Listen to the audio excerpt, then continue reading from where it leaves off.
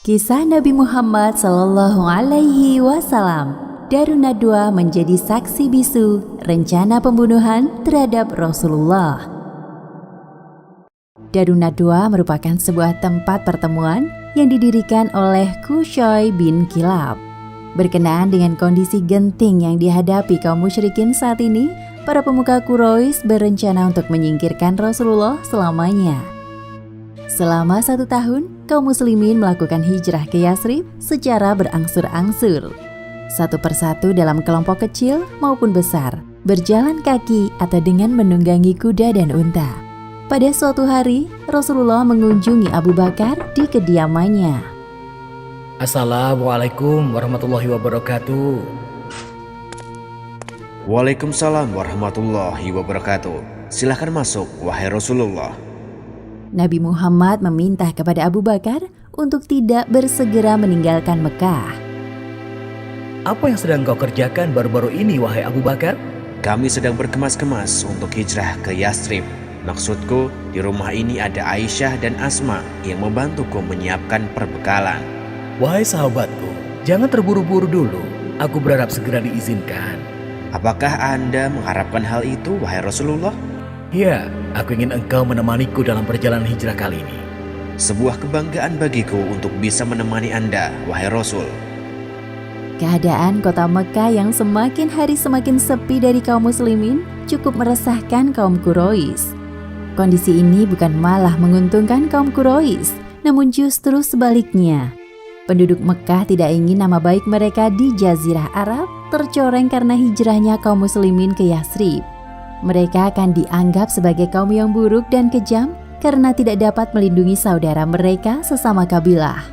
Selain itu, kaum musyrikin harus bersiap-siap apabila sewaktu-waktu kaum muslimin menyerang balik mereka di Mekah bersama dengan penduduk Yathrib yang dikenal sebagai ahli perang. Kaum musyrikin semakin tidak tenang membayangkan segala kemungkinan buruk yang akan menimpa mereka di masa depan. Jika dakwah Islam berpusat di Yathrib, posisi kita semakin terancam. Benar sekali yang engkau katakan. Dakwah Muhammad semakin tersebar luas dan pengikutnya akan bertambah banyak. Apalagi mereka memiliki perlindungan kuat dari suku Aus dan suku Khazraj. Kita harus segera mengadakan pertemuan besar di Darun Nadwah untuk membahas persoalan ini. Tidak semua penduduk Mekah diperbolehkan untuk memasuki Darun Nadwah. Hanya golongan para pembesar Quraisy, anggota keluarga Qusay, atau pemuda Mekah yang pandai berargumen boleh ikut serta dalam pertemuan. Layaknya Abu Jahal yang mereka juluki sebagai Abu Hakam atau Bapak Kebijaksanaan. Pada hari Kamis tanggal 26 bulan Safar tahun ke-14 kenabian akan dilangsungkan pertemuan paling kritis dalam sejarah Islam. Nama-nama yang hadir dalam pertemuan ini adalah perwakilan dari setiap kabilah Quraisy. Mereka adalah Abu Jahal bin Hisham, mewakili kabilah Bani Makhzum, Jubair bin Mut'im, mewakili kabilah Bani Naufal, Abu Sufyan bin Harb, mewakili kabilah Bani Abdusyams, serta perwakilan lainnya dari Bani Abduddar, Bani Syahm, dan Bani Jum'ah. Tatkala para tamu mulai berdatangan di Darun Nadwah, tiba-tiba datang seorang tetua asing dari daerah luar Mekah. Tetua ini tampak berwibawa dilihat dari penampilannya. Namun tidak ada yang tahu bahwa tetua ini adalah iblis yang sedang menyamar. Permisi, Anda ini siapa? Kami belum pernah melihat Anda sebelumnya. Aku datang dari daerah Najd untuk mendengar rencana kalian. Barangkali pendapat atau nasihatku akan berguna. Jangan khawatir, aku berada di pihak kalian. Baiklah, silahkan masuk tetua. Sidang istimewa parlemen Quraisy dibuka oleh ketua sidang. Kemudian para tamu dipersilahkan untuk menyampaikan pendapat mereka di depan semua orang yang hadir. Seorang perwakilan kabilah mengangkat tangannya sebagai tanda ingin berpendapat. Bagaimana jika kita usir Muhammad dari Mekah? Terserah dia mau pergi kemana. Dengan begitu, kita tidak perlu lagi memperdulikan urusannya. Barulah kita bisa mengembalikan kondisi Mekah seperti sedia kala. Namun pendapat tersebut disanggah oleh tetua dari Najd.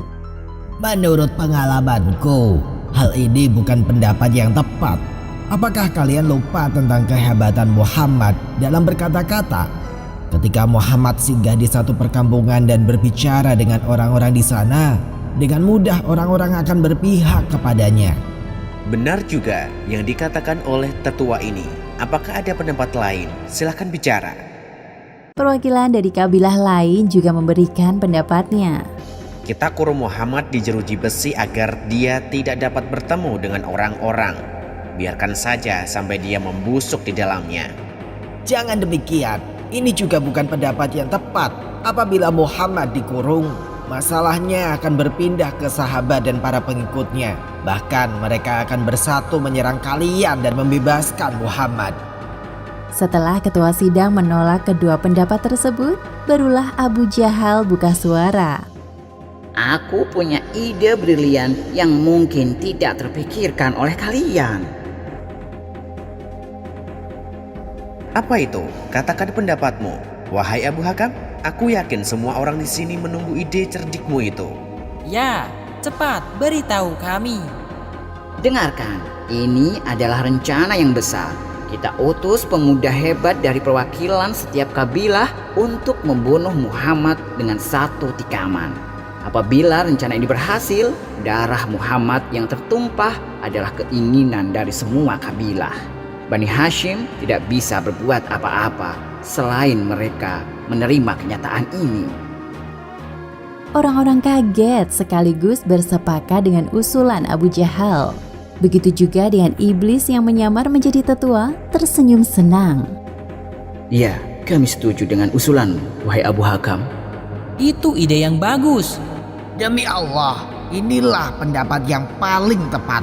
Aku kira tidak ada lagi pendapat yang lebih tepat daripadanya. Ketua sidang menutup pertemuan di Darun Nadwah dengan membacakan hasil putusan. Para pembesar Quraisy bisa pulang ke rumah masing-masing dengan perasaan tenang setidaknya untuk beberapa saat ke depan. Abu Jahal dan kaum musyrikin lainnya tidak sabar untuk melangsungkan rencana pembunuhan terhadap Rasulullah. Mereka mulai menyiapkan para pemuda hebat, perwakilan dari tiap-tiap kabilah Quraisy. Setelah pertemuan kaum musyrikin di Darun Nadwah, Allah Subhanahu wa Ta'ala memperingatkan Rasulullah tentang rencana keji mereka melalui malaikat Jibril. Sebagaimana yang disebutkan dalam Al-Quran, surat Al-Anfal ayat 30. Dan ingatlah ketika orang-orang kafir Quraisy memikirkan daya upaya terhadapmu untuk menangkap dan memenjarakanmu atau membunuhmu atau mengusirmu, mereka memikirkan tipu daya dan Allah menggagalkan tipu daya itu. Dan Allah sebaik-baik pembalas tipu daya. Demikianlah akhir kisah Darun Nadwah, saksi bisu rencana jahat terhadap Rasulullah. Hikmah yang dapat kita ambil dari kisah ini, pertama, keikhlasan Nabi Muhammad untuk tetap tinggal di Mekah patut dijadikan teladan. Sebuah gambaran seorang pemimpin yang rela berkorban demi keselamatan pengikutnya untuk tiba lebih dulu di Yastrib. Dan kedua, manusia hanya bisa berencana, namun Allah yang akan menentukan rencana tersebut terjadi atau tidak, karena Allah lah sebaik-baik perencana. Wallahu a'lam bishawab.